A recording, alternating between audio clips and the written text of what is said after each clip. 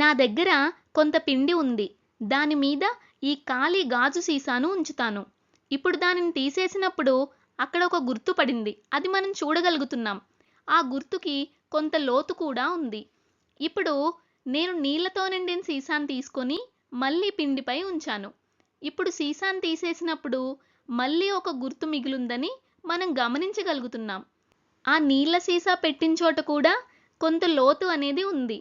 ఇప్పుడు ఏ సందర్భంలో ఎక్కువ లోతు వచ్చిందో పోల్చితే సీసాలో నీరు లేనప్పుడు వచ్చిన లోతు ఇంత, నీరు ఉన్నప్పుడు వచ్చిన లోతు ఇంత అని మనం చూడగలుగుతున్నాం. మనం స్పష్టంగా చూడగలిగేది ఏమిటంటే రెండో సందర్భంలో, అంటే సీసాలో నీరు ఉన్నప్పుడు లోతు ఎక్కువగా ఉంది. ఇప్పుడు దీనిని పీడనం, బలం, విస్తీర్ణం అనే పదాలతో వివరించాలి అంటే రెండు సందర్భాల్లో కూడా పిండి మరియు సీసా మధ్య ఉన్న స్పర్శా వైశాల్యం ఒకేలా ఉంది, కానీ బలం మాత్రం వేర్వేరు. సీసా ఖాళీగా ఉన్నప్పుడు బలం తక్కువగా ఉంది.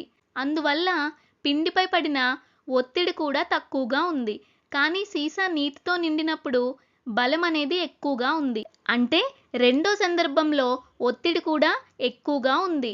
అందుకే నీళ్ల సీసా పెట్టినప్పుడు వచ్చిన గుర్తు లోతు ఎక్కువగా కనిపిస్తుంది.